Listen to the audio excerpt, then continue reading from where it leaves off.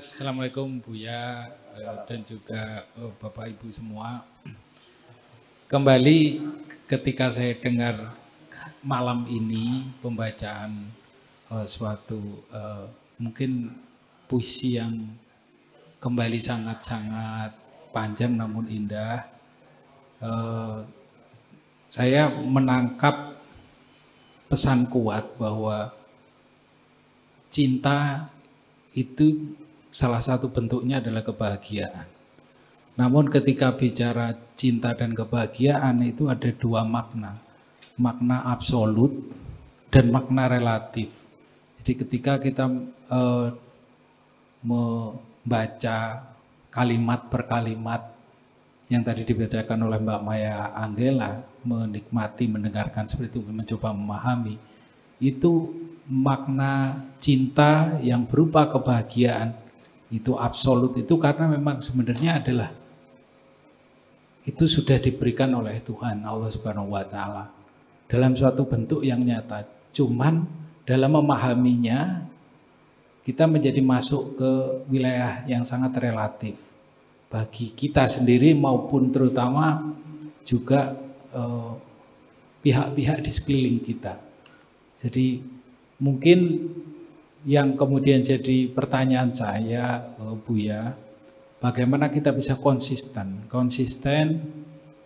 memaknai bahwa kebahagiaan yang merupakan salah satu wujud dari cinta itu selalu hadir di pikiran kita, di benak kita. Sehingga dengan demikian maka selalu terjaga rasa syukur itu. Rasa syukur akan keberadaan kita yang tadi Buya juga menekankan bahwa ini kan sementara sifatnya, semua adalah milik Tuhan, milik Allah Subhanahu wa taala. Mungkin itu pemikiran yang selalu muncul ketika mendengar puisi-puisi cinta dari Buya Syakur. Demikian, terima kasih. Assalamualaikum warahmatullahi wabarakatuh. Waalaikumsalam. Iya, jadi artinya begini, kita terlahir juga karena cinta dan kita hidup juga karena cinta. Tetapi ketika cinta ini ada dalam pikiran kita yang berbeda-beda, bukan hanya cinta absolut dan cinta relatif, tetapi dalam pikiran kita sendiri akan berbeda-beda. Ditambah lagi kadar bahagia itu bertingkat-tingkat. Ada yang 10%, 20%, 30%, sampai 1 miliar persen. Sampai total menjadi kebahagiaan yang penuh. Ini juga berbeda-beda. Memaknai kebahagiaan juga sama.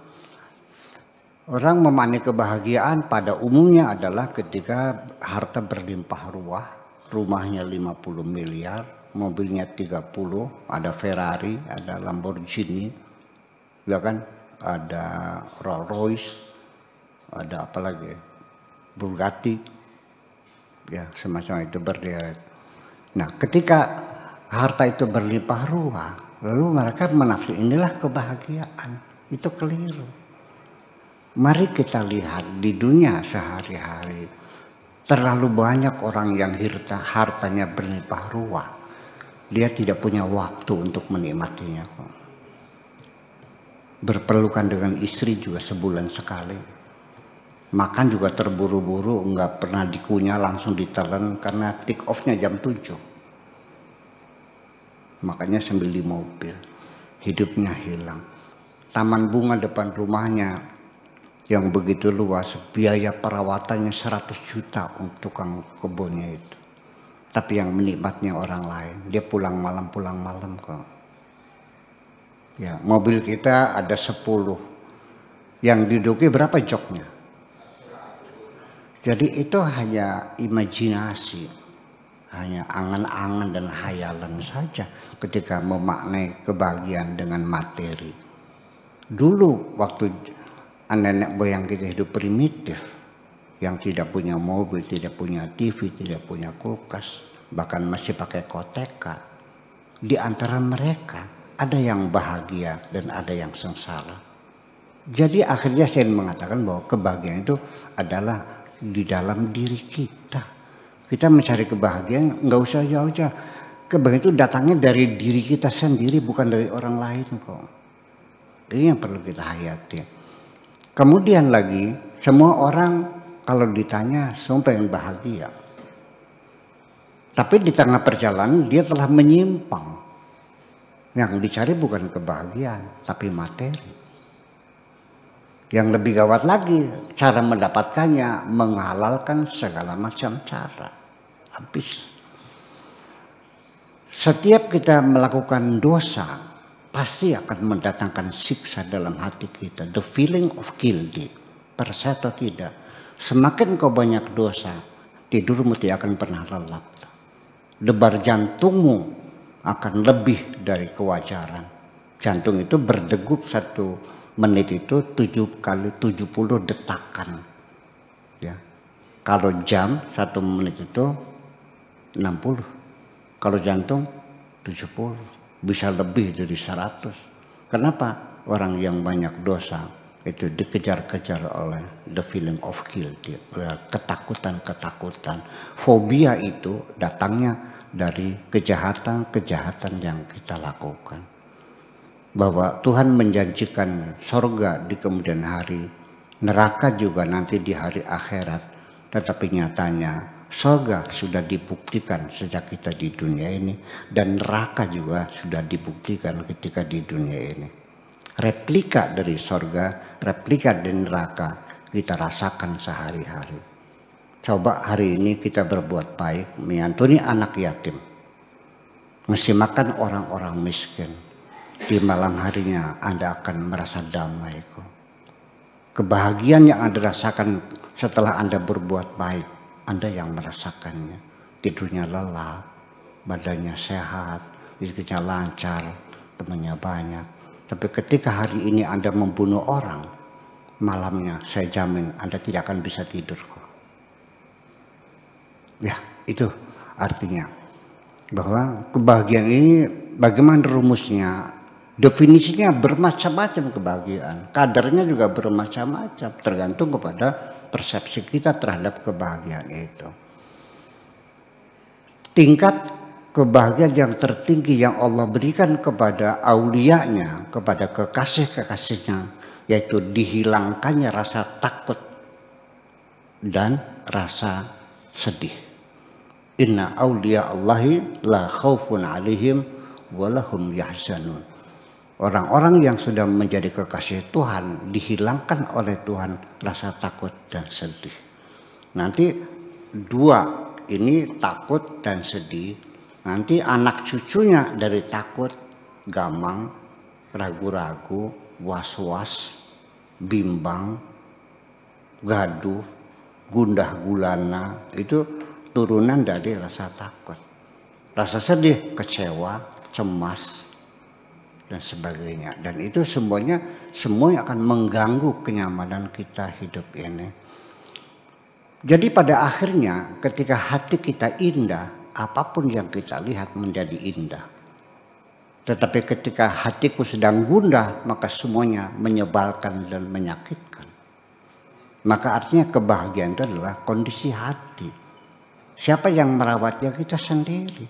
Tapi kadang-kadang kebahagiaan itu sendiri ketika kita sedang dalam keadaan bahagia, kita tidak sadar. Tetapi ketika kita sedang sakit, itu kita rasakan dan tidak pernah berhenti. Kenapa? Kita ingat janji Allah, wala in syakartum la azidannakum. Ketika engkau bersyukur, maka akan kutambahkan. Dengan rasa syukur kita kepada Allah, itu tingkat kebahagiaan kita akan terus meningkat.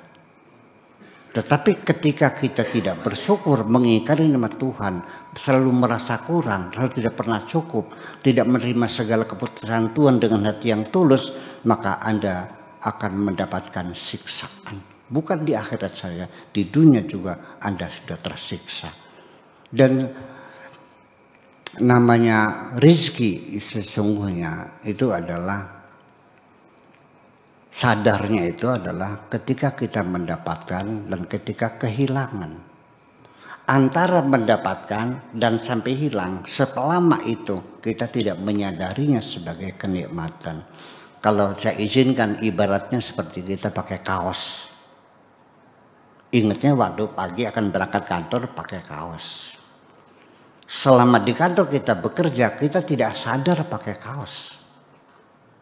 Nanti setelah sore pulang sampai rumah mau mandi baru buka kaos. Ketika mau mandi kita baru sadar kita pakai kaos. Seharian di kantor kita tidak pernah sadar pakai kaos.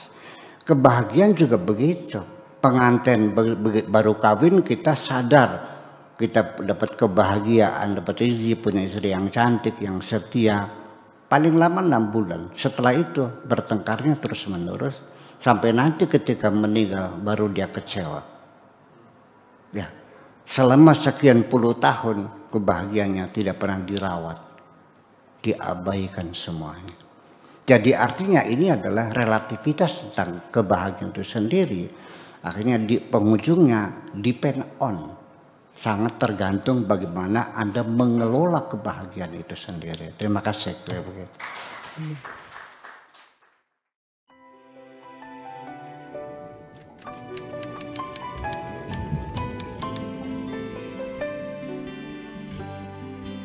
Aku hanya ingin berbagi kebahagiaan dan tidak menggurui siapapun. Terlalu sulit bagiku untuk menyalahkan siapapun. Akan tetapi apabila ada orang yang ingin mengisi raporku, tentu aku sangat gembira sekali. Dan kujamin aku tidak akan sakit hati sedikit.